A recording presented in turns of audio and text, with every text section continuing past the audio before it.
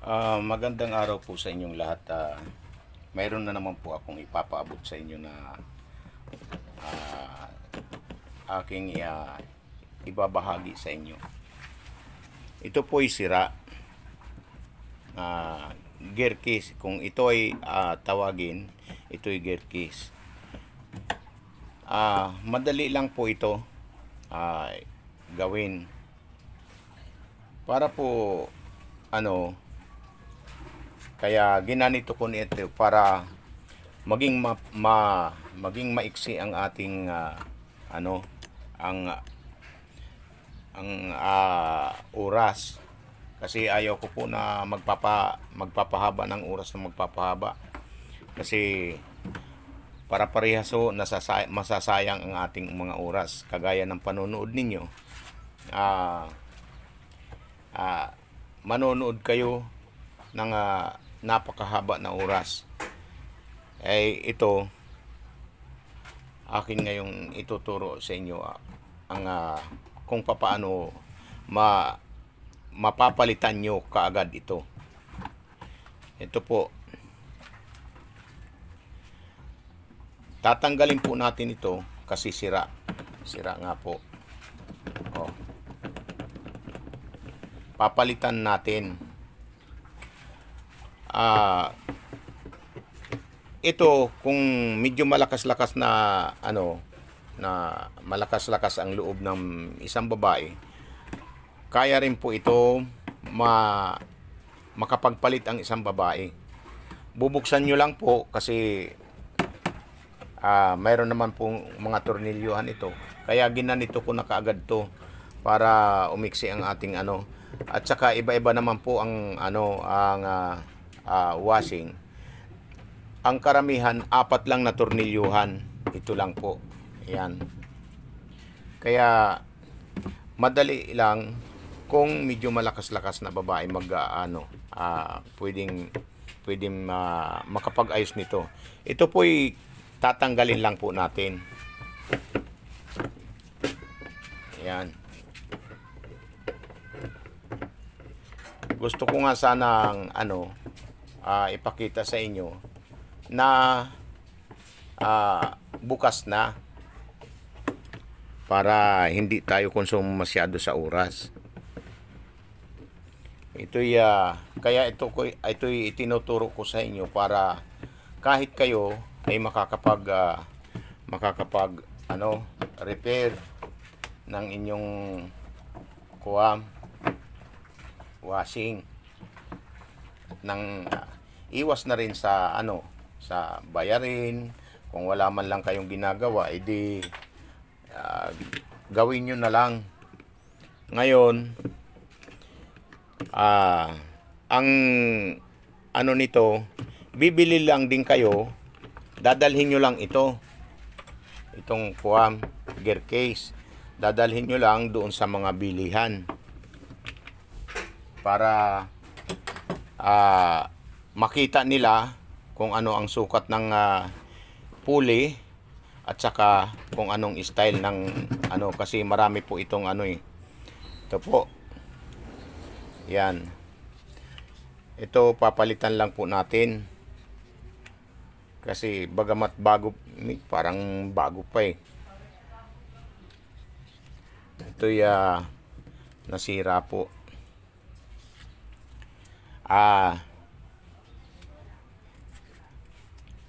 Ihinto ko muna, tapos babalik ko mamaya-maya pagka nakuha ko na ang ito yung gear case, para po maipakita ko sa inyo kung paano ang paggawa nito.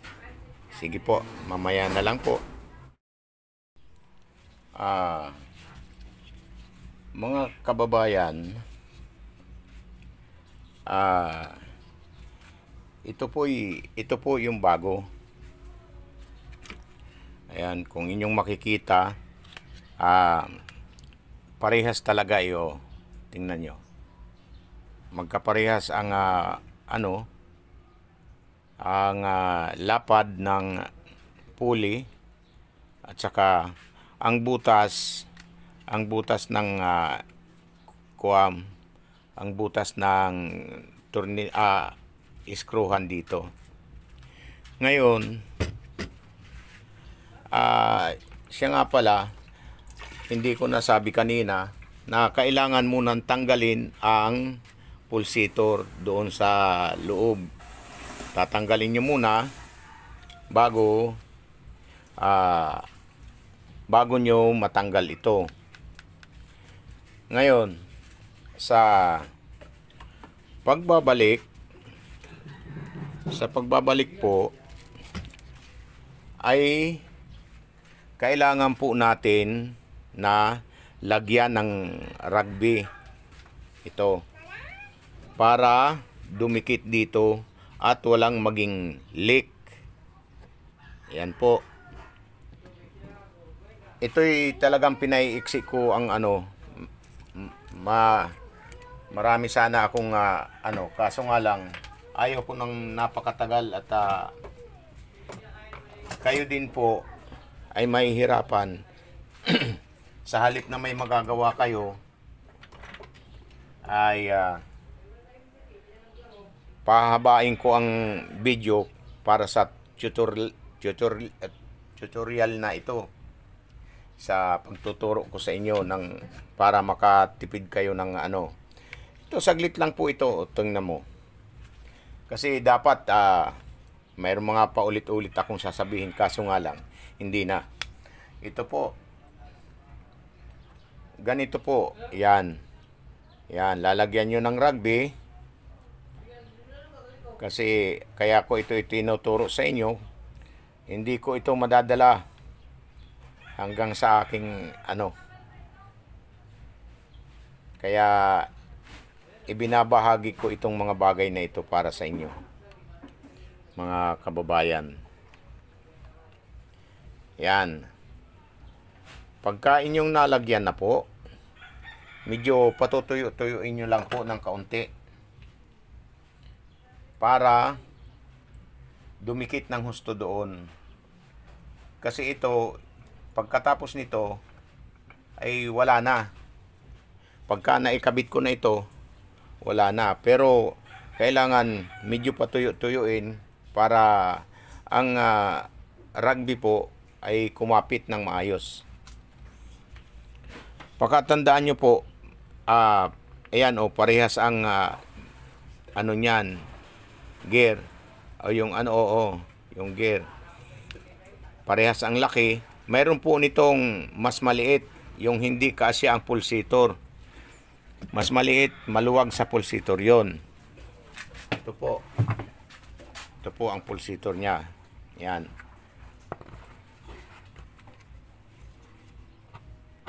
Yan. Sakto po yan. Yan hindi ko pa nalinisan kasi hindi naman sa pagmamadali pero kailangan pulido din ang gawa. Kaya ito'y mayroon pa mga himulmul ng damit. Ganyan po ang nangyayari sa ating pulsator. Yan. Ngayon, tatanggalin na natin po. Tingnan mo, fit na fit yan. Talagang masikip-sikip siya. Kaya tanggalin muna natin.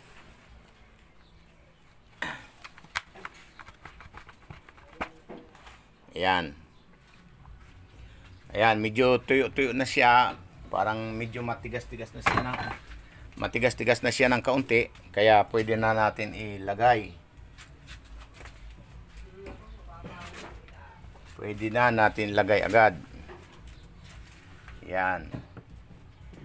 Kahit babae po, kahit si kuya, pwedeng makapag nito, palit. Para hindi kayo kasi ang libor po nito ay 350. Biro mo, ang iba dadalhin, hindi bago ang ibibigay sa inyo. Kaya ito'y sinasabi ko lang para hindi kayo maluloko. Sana'y kung inyong nagustuhan tong aking tutorial, Sana po paki-subscribe naman po. At alam kong marami ang ano nito, hindi alam kung ano ang gagawin nila dito. Pero ito talagang itinuturo ko sa inyo para kahit si kuya, si tatay, o si mami, si daddy, pwedeng magkapag ano nito, repair. Saglit lang po ito. Kasi bibili ka lang naman po ng ganito eh. Pagka nakabili ka na po, pwede mo nang palitan. Tandaan po ha, kailangan pagka oras na ano, tatanggalin mo to para maging sample mo doon sa tindahan at yung tamang size ang may ano at saka yung butas, kasi may 6 nito na butas at hindi yan magkakatugma rito. Kaya yun ang inaano ko sa inyo. Ayan.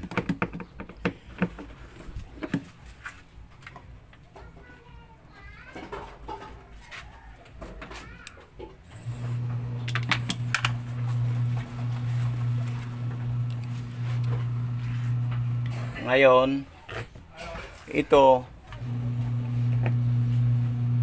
ang kasabay na bibilhin mo dito, pati yung ano, yung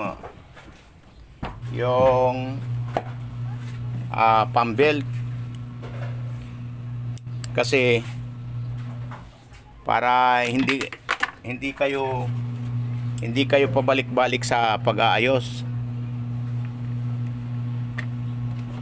Pag salpak ninyo, ikakabit na kaagad yung ano, yung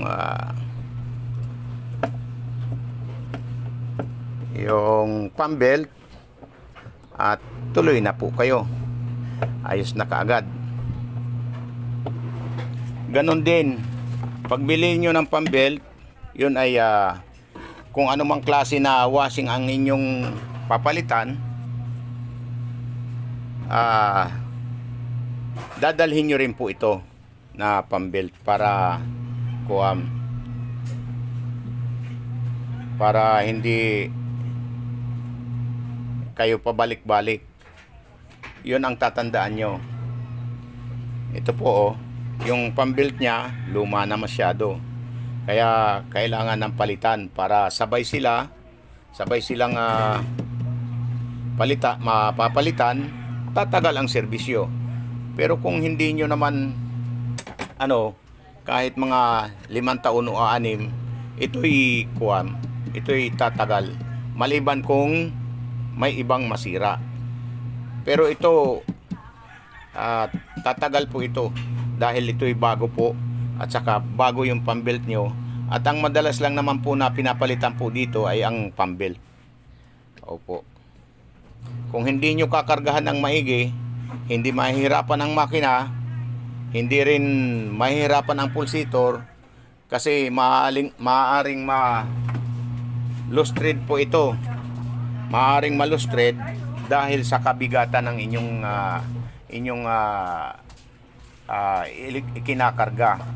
Kaya yan po ang ano ko sa inyo, medyo gagaan-gaanan nyo para tumagal din ang inyong gamit, kasi napakahirap po ngayon kung dadaanin nyo sa galit ang inyong gamit, abay kayo rin ang mahihirapan. Kaya ito'y tinuturo ko sa inyo ng maayos para maging matagal ang inyong paggamit sa washing. Huwag nyo pong iwawala ito ha, yung tornilyo na yan, kasi napakahirap niyan. Kahit pa ganyan-ganyan yan, mahal yan. Iisang tornilyo lang po yan, pero mahal po yan. Oh. Kaya sige po, ikakabit na natin. Hindi ko na ipapakita sa inyo kung paano ang pagkabit nito, kasi hahaba pa ng husto ang ating video. Kaya hanggang dito na lang po, at sana'y inyong nagustuhan, at sana'y i-subscribe nyo po para bali tulong nyo na rin po sa akin. Kaya maraming salamat po sa inyong lahat, paki-subscribe, paki-share para malaman ng inyong mga kamag-anak, at paki-like, paki-comment. Maganda talaga kung kayo ay magko-comment para maibigay ko sa inyo ang kasagutan kung nalalaman ko man lang din. Kaya maraming salamat po. Bye-bye!